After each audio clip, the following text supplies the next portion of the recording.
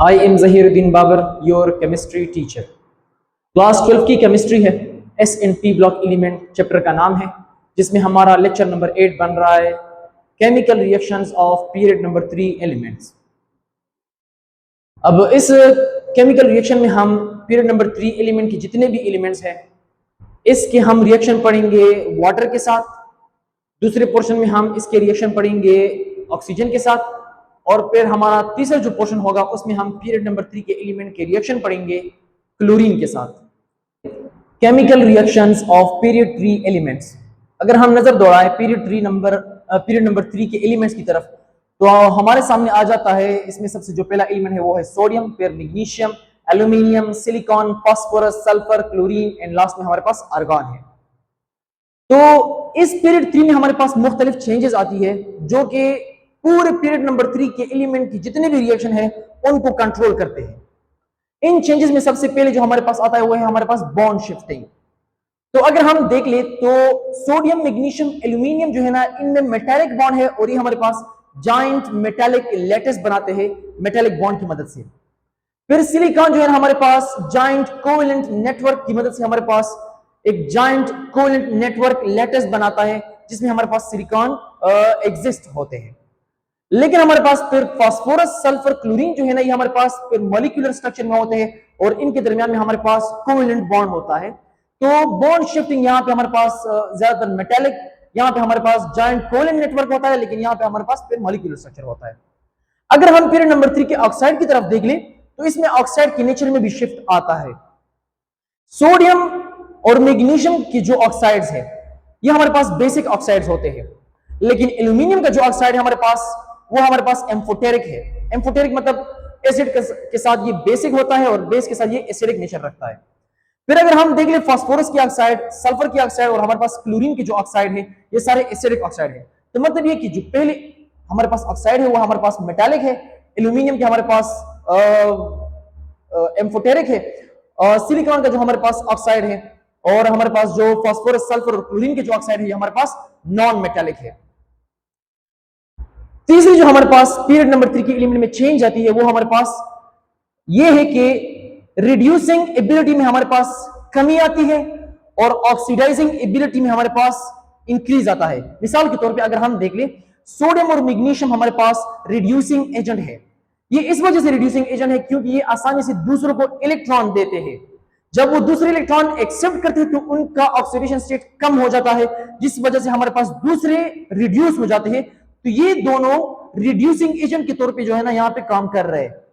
लेकिन जैसे जैसे हम आगे जाते जाएंगे तो इलेक्ट्रॉन देना मुश्किल हो जाएगा। फिर ये एलिमेंट, इनके जो एटम है, ये इलेक्ट्रॉन लेने में जो है ना ज्यादा इंटरेस्टेड होंगे। तो जिस वजह से हमारे पास यहाँ पे सल्फर और क्लोरीन जो है ये हमारे पास ज्यादातर ऑक्सीडाइजिंग एजेंट है, क्योंकि ये दूसरों से इलेक्ट्रॉन लेते हैं। जब दूसरों से इलेक्ट्रॉन लेते हैं तो उनके ऑक्सीडेशन स्टेट में इंक्रीज आएगा, जिसकी वजह से उनकी ऑक्सीडेशन उनमें ऑक्सीडेशन प्रोसेस होगा। तो ये ऑक्सीडाइजिंग एजेंट है। अभी ये जो 3 हमारे पास शिफ्ट्स आई हुई है, चेंजेस आए हैं, इनकी वजह से हमारे पास जो पीरियड नंबर 3 के एलिमेंट्स की हमारे पास जो रिएक्टिविटी है, इन रिएक्टिविटी में इनका जो हमारे पास इफेक्ट होगा वो इन रिएक्टिविटी में हमारे पास बहुत मेनली शो होगा। तो अब पढ़ते हैं reaction of period number 3 elements with water. तो अगर हम पीरियड नंबर 3 के एलिमेंट की रिएक्टिविटी के बारे में पढ़ना चाहें तो सबसे पहले हम इन एलिमेंट की जो हमारे पास रिएक्टिविटी है वाटर के साथ वो पढ़ेंगे। मिसाल के तौर पे मैंने यहाँ पे सबसे पहले सोडियम लिया है, तो सोडियम प्लस वाटर की अगर हम रिएक्टिविटी देखते हैं तो हमारे पास सोडियम हमारे पास वाटर के साथ जब मिल जाता है, कम टेम्परेचर में भी ये रिएक्शन होता है और हमारे पास 2NaOH प्लस H2 बनाता है। 2Na plus 2H2O low temperature पे ये रिएक्शन होता है और हमारे पास 2NaOH प्लस H2 बनाता है। अब ये जो 2Na है ये हमारे पास वाटर के सरफेस के ऊपर तैरता है, फ्लोटिंग करता है। क्यों? क्योंकि सोडियम की जो हमारे पास डेंसिटी है वो वाटर की डेंसिटी से कम है। जब हमारे पास वाटर से किसी भी चीज की डेंसिटी कम होगी तो वो वाटर के सरफेस के ऊपर फ्लोटिंग करेगा। फिर हमारे पास ये जो रिएक्शन है, जैसे ही हमारे पास वाटर और सोडियम मिल जाए, ये रिएक्शन काफी एक्सोथर्मिक होता है, वायलेंट रिएक्शन होता है। एनर्जी एकदम जो है ना हमारे पास रिलीज होती है। जब हमारे पास एनर्जी अचानक से रिलीज होगी तो हमारे पास इस किस्म की रिएक्शन को हम वायलेंट रिएक्शन कहेंगे। और जो हमारे पास ये जो NaOH बनेगा नतीजे में, NaOH का जो हमारे पास कलर होगा वो कलर नहीं है, बल्कि हमारे पास कलरलेस होगा, ये इसकी कलर नहीं होगी। साथ में हमारे पास जो हाइड्रोजन है बहुत ज्यादा हीट पैदा होगा, उधर एक्सोथर्मिक रिएक्शन है, तो ये हाइड्रोजन उधर ऑक्सीजन की अवेलेबिलिटी में मिल के ऑक्सीजन के साथ कंबशन रिएक्शन करेगा, जो कि हम कह सकते हैं कि वाटर के सरफेस के ऊपर आग लग जाता है। अक्सर जब हमारे पास सोडियम वाटर के साथ रिएक्शन करेगा तो कंबशन रिएक्शन होगा उधर। अगर ये तो हम कोल्ड वाटर लेते हैं, कोल्ड वाटर के साथ ये रिएक्शन होगा। लेकिन जब हम स्टीम लेंगे, स्टीम का मतलब जहां भी आप लोग देख लो तो उसका मतलब ये होगा कि यहां पे हम हॉट वाटर या वार्म वाटर, गर्म पानी लेंगे, तो गर्म पानी की जो हमारे पास रिएक्शन होगी वो ज्यादा तेज होगी बनिस्बत कोल्ड से। तो अगर सोडियम की हमारे पास स्टीम के साथ रिएक्शन होगी तो हमारे पास रिएक्शन इंतहाई तेजी के साथ होगा, तो एनर्जी जो निकलेगी एक्सोथर्मिक फॉर्म में वो भी इंतहाई जल्दी निकलेगी, जिसकी वजह से हमारे पास एनर्जी एब्रप्टली बाहर आएगी और वो एक्सप्लोजन की सूरत में अपने आप को शो करेगी। फिर दूसरे नंबर पे हमारे पास मैग्नीशियम का वाटर के साथ जो रिएक्शन है वो कुछ यूं है कि मैग्नीशियम जब वाटर के साथ रिएक्ट होता है गर्म पानी के साथ, स्टीम के साथ या वेपर के साथ, तो ये बहुत गर्म होता है, जिसकी वजह से रिएक्शन तेज होगा। तो जैसे ही हमारे पास मैग्नीशियम स्टीम के साथ रिएक्ट होने लगता है तो व्हाइट फ्लेम बनने लगता है उधर, व्हाइट, और उसी व्हाइट फ्लेम के नतीजे में हमारे पास मैग्नीशियम ऑक्साइड और हाइड्रोजन गैस बनेगा। ये भी हमारे पास एक्सोथर्मिक रिएक्शन है, एक्सोथर्मिक रिएक्शन।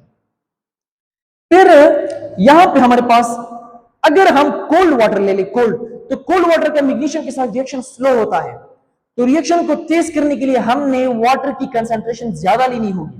ये अगर कम कंसंट्रेशन पे भी हो तो रिएक्शन हो सकता है, लेकिन कोल्ड वाटर की रिएक्शन कम है, इसी वजह से हमने कंसंट्रेशन को बढ़ाना होगा। जितना कंसंट्रेशन हम बढ़ाएंगे रेट ऑफ रिएक्शन उतना ज्यादा होगा, ये हमारे पास रेट लॉ कहता है।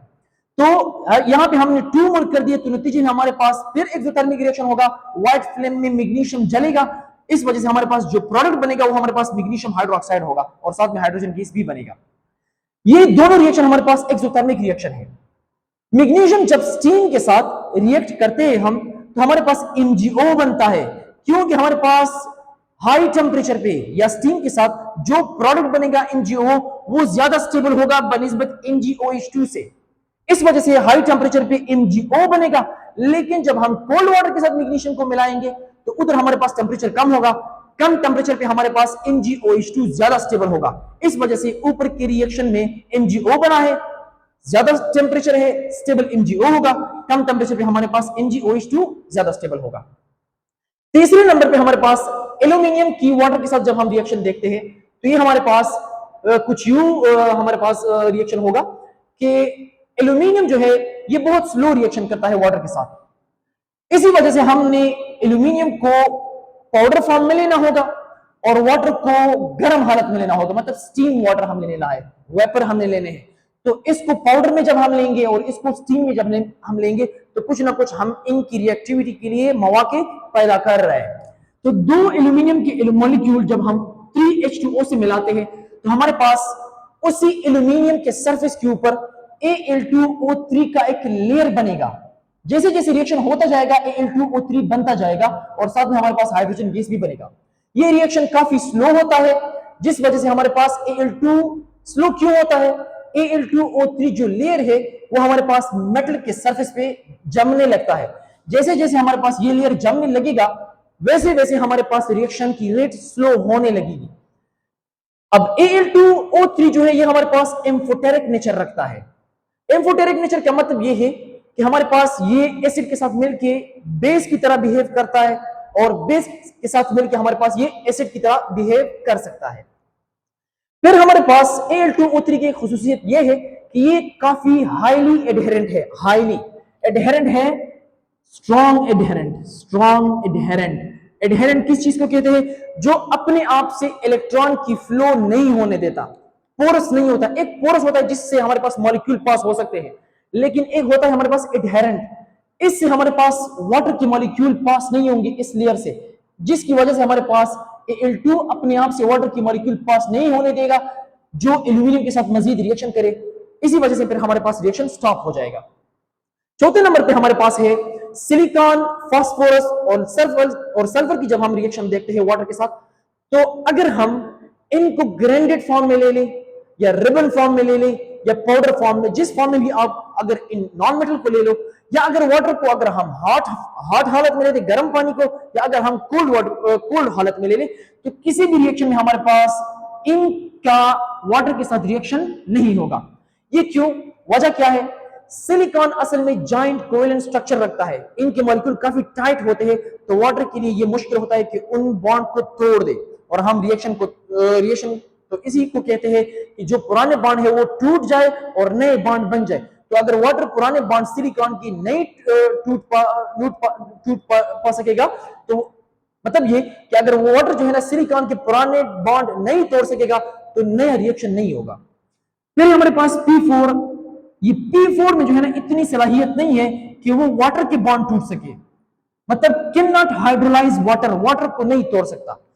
अगर P4 को वाटर के साथ रिएक्शन करना है, तो हमारे पास इसको रिएक्शन करने के लिए स्ट्रॉन्ग ऑक्सीडेंट चाहिए। स्ट्रॉन्ग ऑक्सीडेंट वो कंपाउंड होते हैं जो कि हमारे पास ऑक्सीजन प्रोवाइड करते हैं।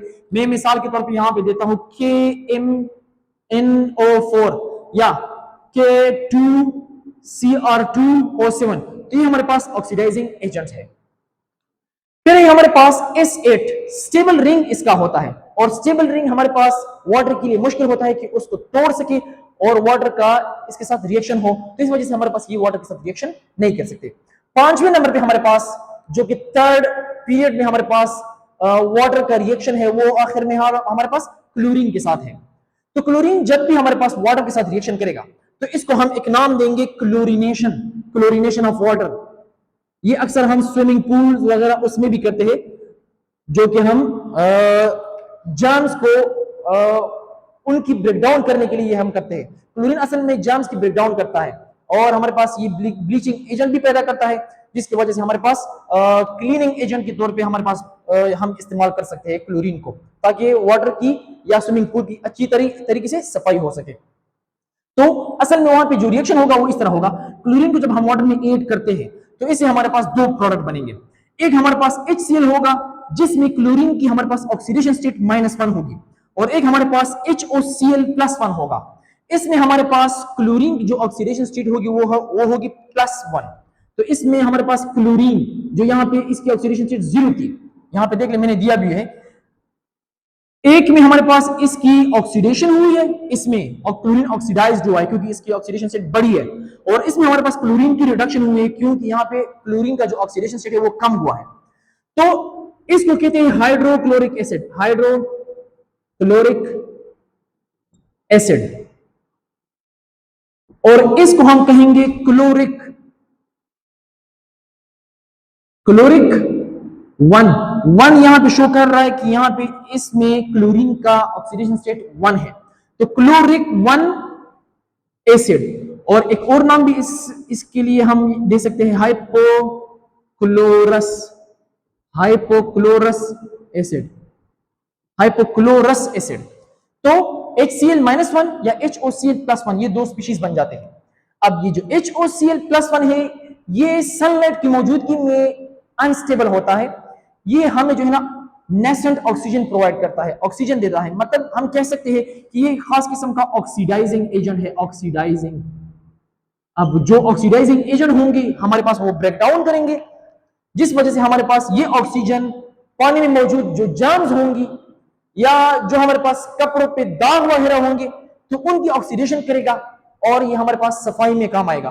तो HOCl हमारे पास सनलाइट की मौजूदगी में, H हमारे पास ये प्लैंक्स कांस्टेंट है और ये फ्रीक्वेंसी है, ये दोनों मिलकर हमारे पास रेडिएशन की निशानदेही कर रहे हैं, रेडिएशन। तो सनलाइट की रेडिएशन में HCl plus nascent oxygen provide करता है, और जो नेसेंट ऑक्सीजन है ये फिर मजीद हमारे पास ब्लीचिंग एजेंट के तौर पे काम करता है। मतलब ये जो हमारे पास HOCl में ये O है, इस O की वजह से हमारे पास HOCl ब्लीचिंग एजेंट है। तो समरी बताते हैं इस रिएक्शन की। Cl2 जब H2O के साथ मिलता है तो हमारे पास एक ग्रीन सोल्यूशन बनाता है। Cl2 जो है ना हमारे पास, ये जब भी हमारे पास सोल्यूशन बनाएगा तो हमारे पास उसकी ग्रीन कलर होगी, क्योंकि क्लोरीन हमारे पास ग्रीन कलर देता है। और ये जो हमने रिएक्शन शो किया यहाँ पे, ये ऊपर वाला रिवर्सिबल रिएक्शन जो है, ये है डिसप्रोपोर्शनेशन रिएक्शन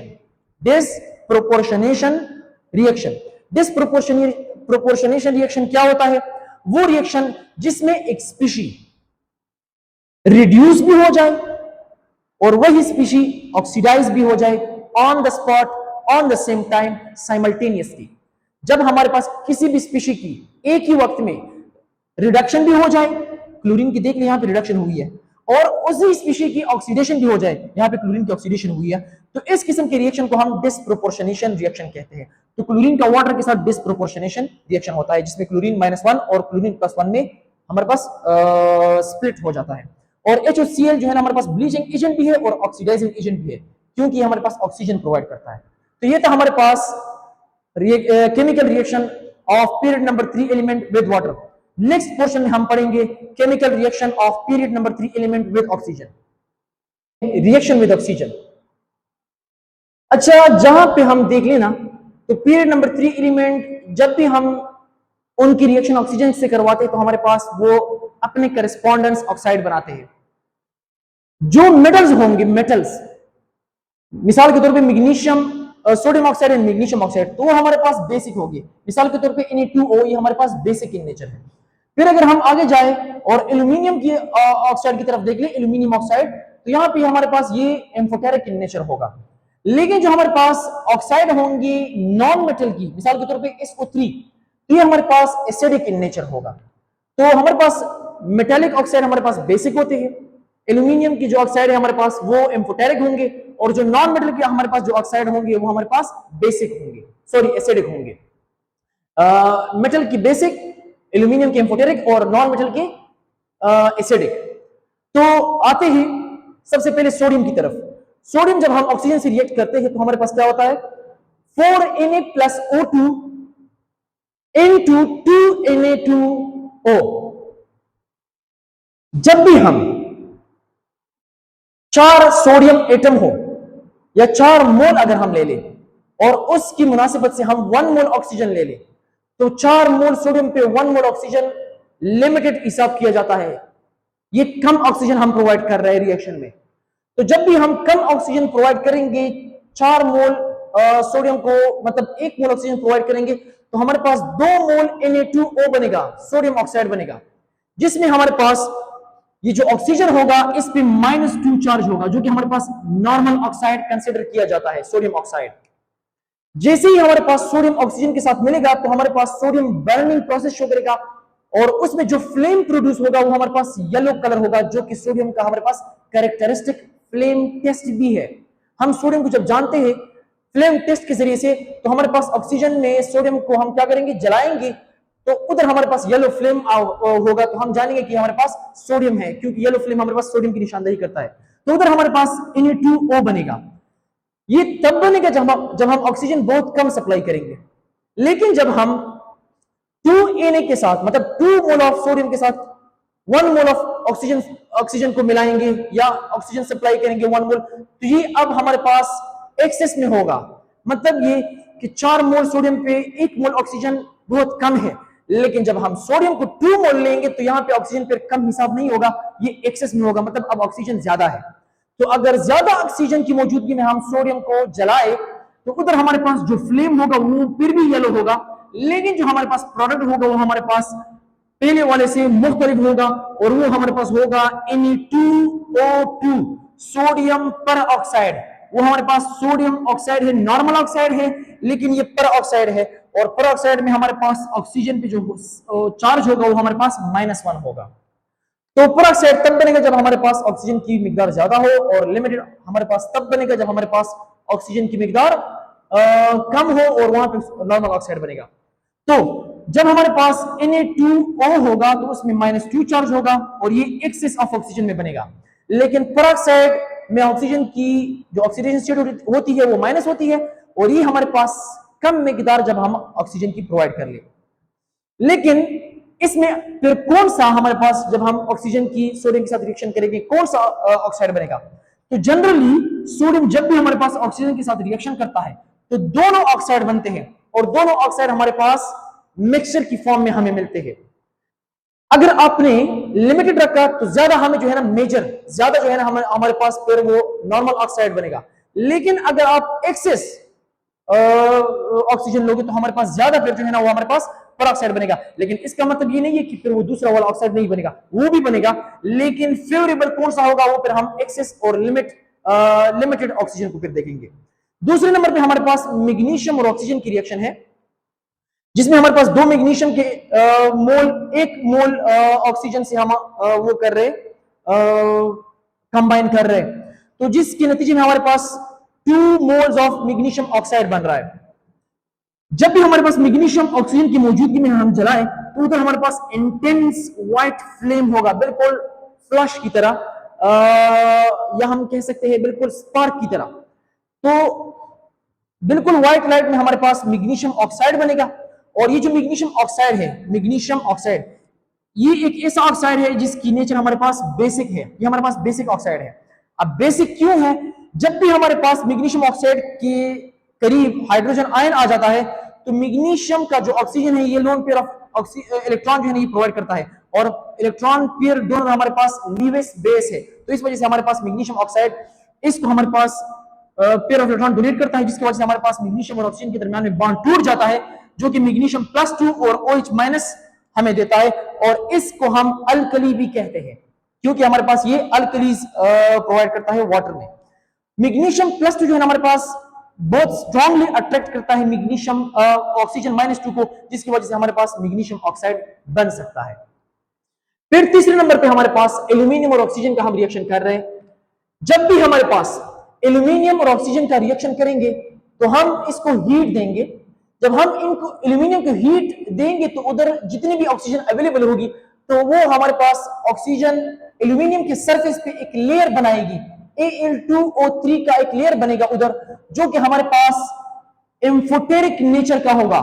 और ये लेयर जब एल्यूमिनियम के सरफेस के ऊपर बनेगी तो ये हमारे पास मजीद एल्यूमिनियम को ऑक्सीजन के साथ मिलाने से बचाएगी। तो इस वजह से हम इसको कहते हैं एक प्रोटेक्टिव लेयर बनाएगी ये एल्यूमिनियम अपने ऊपर, जो कि Al2O3 की शक्ल में होगा। Al2O3 जो है ना हमारे पास कोवेलेंट नेचर का होता है, ये आयनिक या मेटालिक नेचर का नहीं होगा बल्कि कोवेलेंट नेचर का होगा। वजह क्या है? इसमें ये जो एल्यूमिनियम है ये +3 ऑक्सीडेशन स्टेट की हालत में होगा, और जब +3 ऑक्सीडेशन स्टेट की हालत में एल्यूमिनियम होगा तो इसका साइज काफी छोटा हो जाएगा।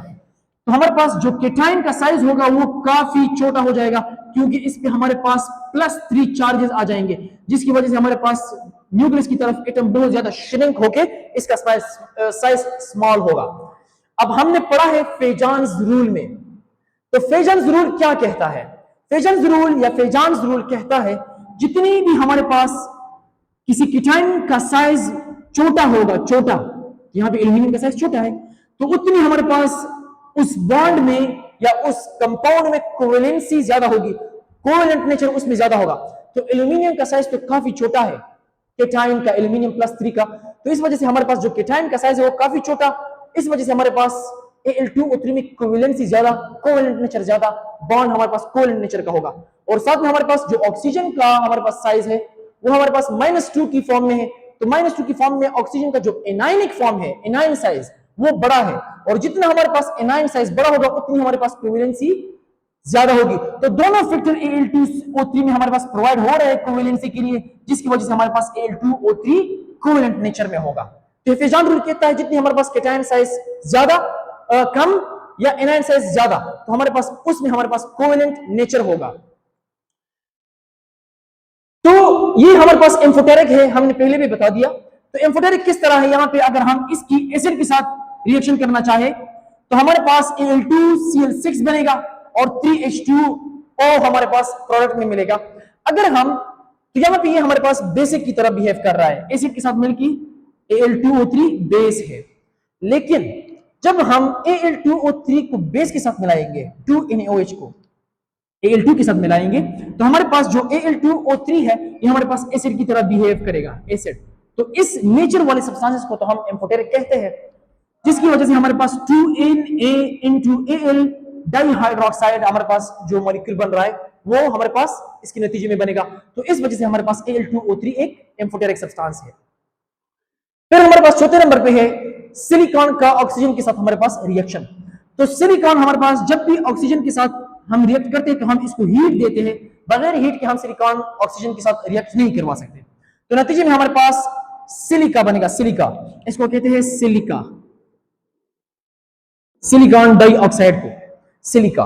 तो जो सिलिका है या सिलिकॉन डाइऑक्साइड है ये हमारे पास एसिडिक लेयर बनाएगा सिलिकॉन के ऊपर, जो कि हमारे पास प्रोटेक्शन भी प्रोवाइड करेगा सिलिकॉन कि वो मजीद हीट ऑक्सीजन के साथ रिएक्शन ना करे।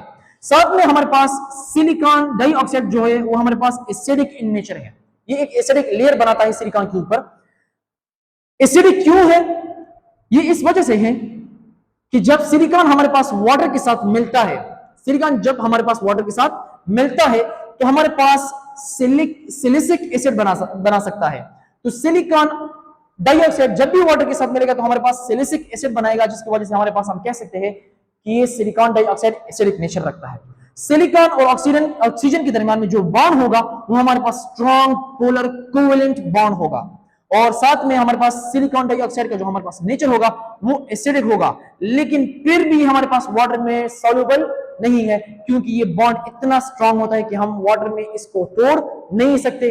जब तोड़ नहीं सकते तो इसकी वजह से हमारे पास वाटर में डिसॉल्व नहीं होगा। नेक्स्ट हमारे पास एक और रिएक्शन है, यहाँ पे जगह खत्म हुई है, मैं जो है ना नेक्स्ट पोर्शन में इसको इंक्लूड करवा देता हूं। यहाँ पे अब बारी है फास्फोरस की। तो फास्फोरस जब हमारे पास ऑक्सीजन के साथ मिलता है तो हमारे पास P4O6 मिलता है।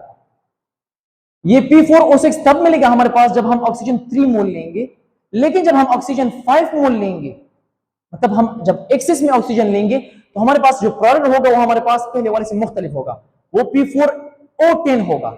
मतलब ये कि अगर हम ऑक्सीजन कम लेंगे तो P4O6 मिलेगा, अगर ऑक्सीजन ज्यादा लेंगे तो P4O10 मिलेगा। दोनों केसेस में हमारे पास फास्फोरस जब जलेगा तो हमारे पास व्हाइट फ्लेम मिलेगा, लेकिन जब P4O6 मिलेगा ना हमें, तो हमारे पास फास्फोरस की उसमें +3 ऑक्सीडेशन स्टेट होगी, और P4O10 में हमारे पास फास्फोरस की +5 स्टेट ऑक्सीडेशन स्टेट होगी, जिस वजह से हम इसको कहेंगे फास्फोरस 3 ऑक्साइड और इसको हम कहेंगे फास्फोरस 5 ऑक्साइड। जो हमारे पास P4O10 होगा वो डिहाइड्रेटिंग एजेंट होगा, इसी वजह से जिसमें अगर हम किसी चीज से वाटर निकालने की कोशिश करें तो हम P4O10 उसके साथ ऐड कर सकते हैं। यहाँ पे अगर P4H10 के साथ हम वाटर रिएक्ट करना चाहे तो हमारे पास एक एसिड मिलेगा, तो हम एक एसिड मिलेगा जिसको हम कह सकते हैं फास्फोरिक एसिड H3PO4। फिर अगर सल्फर के साथ ऑक्सीजन की रिएक्शन हम करवाना चाहे तो हमारे पास एक पेल येलो फ्लेम पैदा होगा सल्फर की जलने की वजह से, और नतीजे में हमारे पास सल्फर डाइऑक्साइड मिलेगा। सल्फर डाइऑक्साइड असल में हमारे पास एसिडिक ऑक्साइड है सल्फर का, जो कि हमारे पास फिर अगर ये एटमॉस्फेयर में पाया गया तो एसिड रेन भी जो है हमारे पास ये कॉज कर सकता है।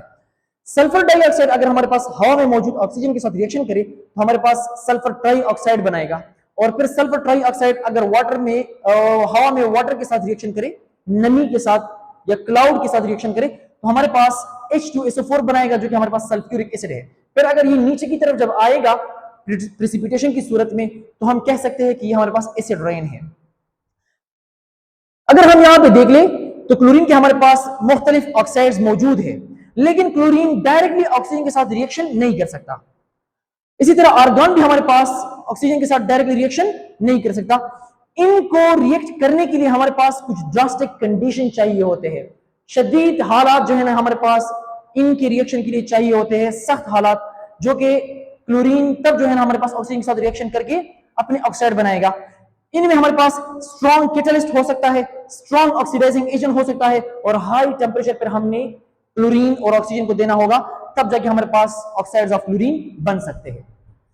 तो ये तो हमारे पास पीरियड नंबर 3 एलिमेंट के ऑक्सीजन के साथ रिएक्शन, जिसको हम oxygenation of period number 3 element भी कह सकते हैं। अब हमारे पास है reaction of period 3 elements with chlorine, या हम शॉर्टली कह सकते हैं क्लोरीनेशन ऑफ पीरियड 3 एलिमेंट्स, जिसमें पहले नंबर पे आता है सोडियम और क्लोरीन को अगर हम रिएक्ट करना चाहे तो हमारे पास सोडियम क्लोराइड बनेगा। जो सोडियम क्लोरीन के साथ रिएक्ट होने लगेगा तो हमारे पास ब्राइट ऑरेंज कलर हमारे पास फ्लेम मिलेगा, और जो नतीजे में हमारे पास सोडियम क्लोराइड मिलेगा हमारे पास वो कलरलेस होगा, और ये हमारे पास स्टेबल साल्ट या मिनरल साल्ट हम इसको कह सकते हैं। सोडियम क्लोराइड हमारे पास प्योर आयोनिक है और इसकी मेल्टिंग पॉइंट भी हमारे पास हाई होती है। फिर अगर हम मैग्नीशियम को क्लोरीन के साथ मिलाए तो हमारे पास व्हाइट फ्लेम प्रोड्यूस होगा, और हमारे पास मैग्नीशियम डाइक्लोराइड बनेगा, जो कि हमारे पास व्हाइट कलर का साल्ट होगा। मैग्नीशियम डाइक्लोराइड NgCl2 अगर किसी वाटर में पाया गया तो हम कहेंगे कि इस वाटर में परमानेंट हार्डनेस है। तो अगर NgCl2 वाटर में हो तो वो NgCl2 वाटर में परमानेंट हार्डनेस काज करता है। इसी तरह अगर हम Cl एल्यूमिनियम को क्लोरीन के साथ ऐड करना चाहे या एल्यूमिनियम की हम क्लोरीनेशन करना चाहे तो हम हीट के जरिए से इनकी रिएक्शन करेंगे तो हमारे पास नतीजे में 2AlCl3 बनेगा। या अगर हम इसको इस तरह लिखना चाहे तो भी ठीक है, मतलब एल्यूमिनियम को 2 से मल्टीप्लाई कर ले तो Al2 और 2 3 are 6 तो क्लोरीन हमारे पास 6 हो जाएगा। तो नतीजे में हमारे पास Al2Cl6 बनेगा जो कि हमारे पास कोवेलेंट नेचर रखता है। कोवेलेंट नेचर क्यों रखता है? यहां पे हमारे पास जो एल्यूमिनियम है इस पे +3 चार्ज है, मतलब जो केटाइन है वो काफी स्मॉल साइज केटाइन है। जितना हमारे पास केटाइन स्मॉल साइज का होगा उसमें ये सलाहियत ज्यादा होगी कि वो किसी एनायन को पोल में कन्वर्ट कर ले, इस तरह इलोंगेट कर ले, खींच ले। मिसाल के तौर पे ये एक एल्यूमिनियम केटाइन है और ये क्लोराइड आयन है, एन आयन है। तो एल्यूमिनियम केटाइन में क्लोराइड एनायन में एनायन को जो है ना इस तरह खींचने की सलाहियत है। ये जो एल्यूमिनियम की ये फोर्स है या जो सलाहियत है जो क्लोराइड आयन पे लगाता है और इसको इस तरह अपोजिट पोल में खींचता है, इसको एल्यूमिनियम की हम कह सकते हैं पोलराइजिंग पावर। किसी केटाइन का एनायन को इस तरह इलोंगेट करने की, खींचने की सलाहियत को पोलराइजिंग पावर कहते हैं। और ये जितना हमारे पास स्मॉल साइज केटाइन होगा उतनी हमारे पास उसकी पोलराइजिंग पावर ज्यादा होगी। फिर अगर हम कह ले यहां पे जितना हमारे पास क्लोराइड बड़ा होगा क्लोराइड, तो हम कह सकते हैं कि हम उसके इलेक्ट्रॉनिक क्लाउड को डिस्टॉर्ट कर सकते हैं, खींच सकते हैं। तो हमारे पास अगर क्लोराइड आयन या एक एनायन होगा उसमें ज्यादा एलोंगेट होने की सलाहियत हो तो हम कह सकते हैं कि उसकी पोलराइजेबिलिटी ज्यादा है। अगर किसी केटाइन की पोलराइजिंग पावर ज्यादा हो, एनायन की पोलराइजेबिलिटी ज्यादा हो, तो नतीजे में हमारे पास जो बॉन्ड बनेगा वो कोवेलेंट होगा और हमारे पास जो कंपाउंड बनेगा वो कोवेलेंट नेचर का होगा। फिर अगर हम सिलिकॉन की क्लोरीन के साथ रिएक्शन करवाना चाहे तो हम हीट की मदद से सिलिकॉन को क्लोरीन के साथ रिएक्ट कर सकते हैं, लेकिन सिलिकॉन को हमने रिएक्शन की आसानी के लिए पाउडर फॉर्म में कन्वर्ट करना होगा ताकि रिएक्शन आसानी से हो सके, और क्लोरीन को हमने गैस की हालत में सिलिकॉन से गुजारना होगा। ये जब रिएक्शन होगा तो हम एक ट्यूब में ये रिएक्शन करेंगे और उस ट्यूब में हम इसको हीट अप करेंगे। नतीजे में हमारे पास सिलिकॉन टेट्राक्लोराइड बनेगा जिसको हम साइलिन भी कह सकते हैं और ये हमारे पास कलरलेस होता है। साइलिन को अगर आप मजीद वाटर के साथ रिएक्ट करना चाहो तो हमारे पास एक्सोथर्मिक रिएक्शन होता है और नतीजे में हमारे पास सिलिकॉन डाइऑक्साइड बनाएगा और HCl भी बनाएगा। लेकिन सिलिकॉन डाइऑक्साइड खुद भी हमारे पास एसिडिक होता है, इसकी नेचर हमारे पास एसिडिक है।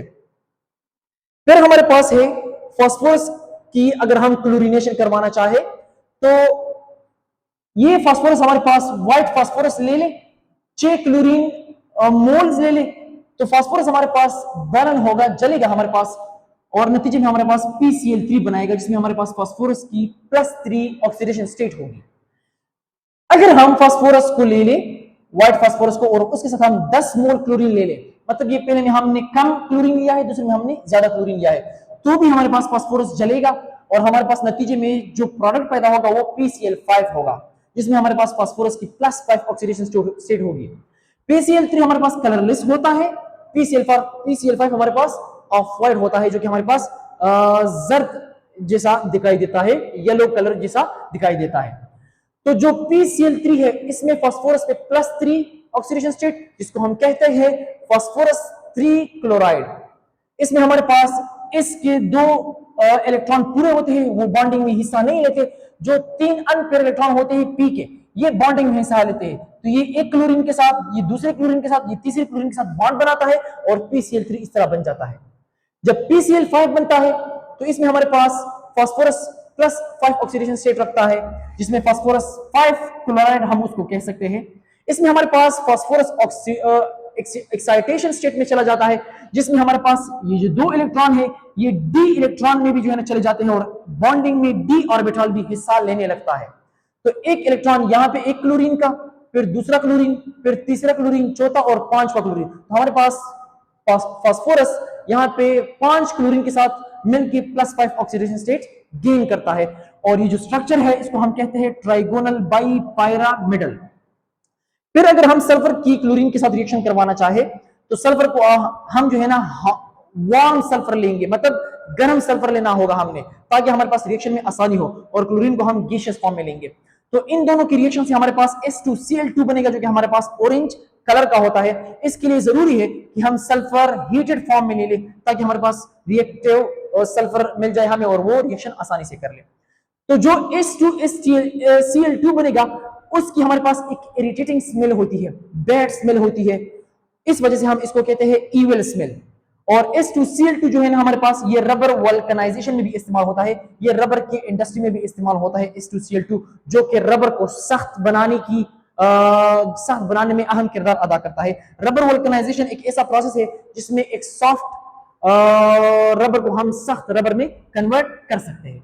तो ये था हमारे पास एक कंप्लीट पीरियड नंबर 3 का मुख्तलिफ फैक्टर के साथ रिएक्शन, जिसमें हमने हाइड्रेशन पढ़ लिया, मतलब वाटर के साथ रिएक्शन, फिर हमने ऑक्सीजनेशन पढ़ लिया, ऑक्सीजन के साथ रिएक्शन, फिर हमने जो है ना क्लोरीनेशन पढ़ लिया, पीरियड नंबर 3 एलिमेंट का, मतलब क्लोरीन के साथ रिएक्शन।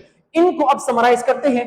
कुछ समरी कुछ इस तरह बन सकती है कि अगर पीरियड नंबर 3 के हम रिएक्ट करना चाहे वाटर के साथ, तो इसमें हमारे पास sodium violent redox reaction show करेगा, मैग्नीशियम स्टीम के साथ फास्ट रिएक्शन करके MgO बनाएगा, एल्यूमिनियम हमारे पास Al2O3 बनाता है, ये एक प्रोटेक्टिव लेयर होता है जो कि एम्फोटेरिक नेचर रखता है। सिलिकॉन फास्फोरस सल्फर रिएक्शन नहीं करता वाटर के साथ।